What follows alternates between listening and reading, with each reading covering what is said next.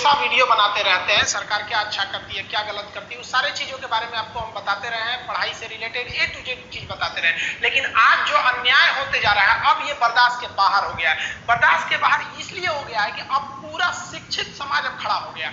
और जब कभी भी शिक्षित समाज खड़ा हुआ है तो इतिहास गवाह है, वो क्रांति की पहली दहलीज होती है, क्योंकि शिक्षित समाज को बेवकूफ बनाना आसान नहीं होता है। आप देखिए, नई नौकरी को तो गोली मारी है, नया नौकरी तो भाई उम्मीद ही नहीं है कि निकलेगा। जो नौकरी निकली हुई है, जो 18 की वैकेंसी उसे क्लियर नहीं हो पा रहे हैं लोग, जो 19 में वैकेंसी आई थी वो क्लियर नहीं हो पा रही है। रेलवे वालों को पता ही नहीं चल रहा है कि भाई उनका एग्जाम होगा या नहीं होगा, होगा तो कब होगा, कोई ठीक नहीं चल रहा है। उसके बाद भी अगर गलती से कोई एग्जाम हो जाता है तो पेपर लीक हो जाता है। आप जरा सोचते चलिए, कभी आपने सुना है कि यूपीएससी का पेपर लीक क्यों नहीं हुआ? यूपीएससी नहीं लीक होता है, क्यों? क्योंकि वहां यूपीएससी में इतने छांटे हुए लोग को भी भेजा जाता है कि वो पेपर लीक होने ही नहीं देंगे। और एसएससी में, रेलवे में जानबूझ के ऐसा कचरा अधिकारियों को भरा जाता है कि ये लोग जानबूझ के पेपर लीक करवा दे, और जो पैसा मिलेगा तो इन लोग अपनी फैमिली को ट्रिप लेके जाएंगे लोग स्विट्जरलैंड घुमाने के लिए, और बच्चों का भविष्य का बेड़ा गर्क करेंगे। कभी यूपीएससी का पेपर लीक करके दिखा दीजिए, और यहाँ हम गारंटी करते हैं कोई भी एग्जाम एसएससी लेती है या कोई भी व्हाट्सएप पे पेपर आ जाता है, उसका इमेज स्क्रीनशॉट आने लगते हैं सर आधा घंटा 1 घंटा पहले कि ये क्वेश्चन आएंगे सब। देखिए, सबसे बड़ा प्रॉब्लम क्या होता है ना कि सरकार की इच्छा शक्ति है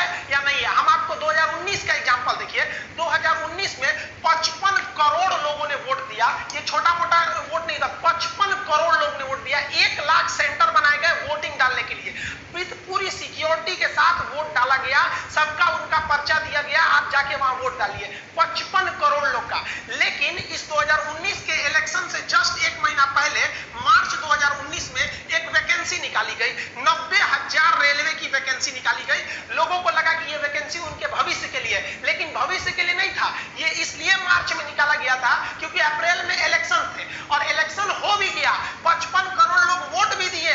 अप्रैल में इलेक्शन चालू हुआ, मई में रिजल्ट आ गया, प्रधानमंत्री लोग बन गए, लोग सांसद बन के घुस गए, लोग संसद भवन के अंदर, दिल्ली एकदम बढ़िया से ऐश से जी रहे हैं। लेकिन उसी वैकेंसी में इस 90,000 पोस्ट के लिए लगभग 3 करोड़ लोगों ने फॉर्म भरा था। अब रेलवे कह रही है कि हमारे पास वेंडर नहीं है, हमारे पास एग्जाम लेने की क्षमता नहीं है 3 करोड़ का, और उन 3 करोड़ लोगों ने 500-500 रुपए दिया था। तो आप अब गुणा कर लीजिए, उन 3 करोड़ लोगों का 500-500 रुपए कितना हो जाएंगे। अब आप जरा देखिए, जो इलेक्शन कमीशन है वो 55 करोड़ लोगों का इलेक्शन करा सकता है, लेकिन जो स्टूडेंट्स के लिए सिलेक्शन कमीशन है वो 3 करोड़ लोग का नहीं करा सकता है। तो आप काहे लिए हम लोग से पैसा मांग लिए? स्टूडेंट्स का पैसा किस लिए लिए लोग? इतने दिन का पैसा आप कहां कर रहे हैं? आपको आज तक वेंडर नहीं मिला तो किस काम के हैं? आप सामने आके कहिए ना कि हमारे पास वेंडर नहीं मिल पा रहा है, हम कैसे एग्जाम कंडक्ट कराएं। आपको जब इतनी क्षमता नहीं थी तो इलेक्शन वहां पर आप फॉर्म भराने से पहले ही रोक देते। इससे तो साफ यही पता चलता है कि जो 90,000 की वैकेंसी थी वो केवल 2019 का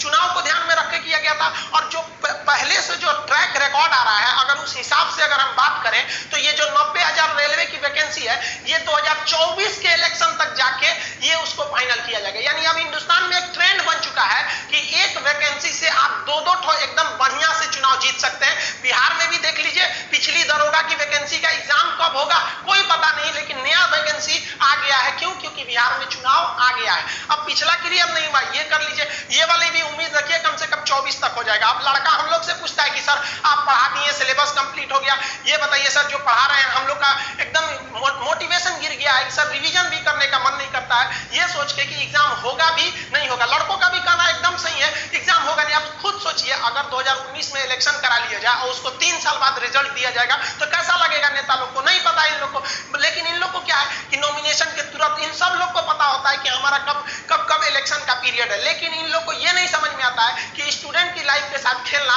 एकदम घातक है, क्योंकि एक बार अगर युवा बिगड़ गया ना तो फिर संभालना मुश्किल है। तलवारों के साए पर इतिहास हमारा बनता है, जिस ओर जवानी चलती है उस ओर जमाना चलता है।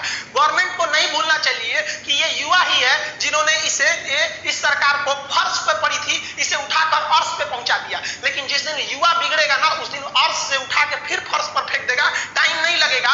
जिसको आप धीरे धीरे देख रहे हैं, युवाओं के बीच में इतना क्यों खोल रहा है, मन क्यों खोल रहा है? क्योंकि युवा अपने आप को ठगा महसूस कर रहा है, और हमेशा पढ़े लिखे स्टूडेंट्स का ही आवाज दबाया जाता है। रीजन क्या है कि शिक्षा एक ऐसी चीज होती है ना जो आपके अंदर सवाल पूछने की क्षमता पैदा कर देती है। वो जानते हैं कि सोच रहा पढ़ लिख लेगा ना तो सवाल पूछने लगेगा। अगर नौकरी हो गई तो मेरे चुनाव की रैली में कौन जाएगा? एक पढ़ा लिखा इंसान, एक नौकरी करने वाला इंसान कभी नहीं जाता है रैली उली में। क्यों? क्योंकि वो यूट्यूब पे देख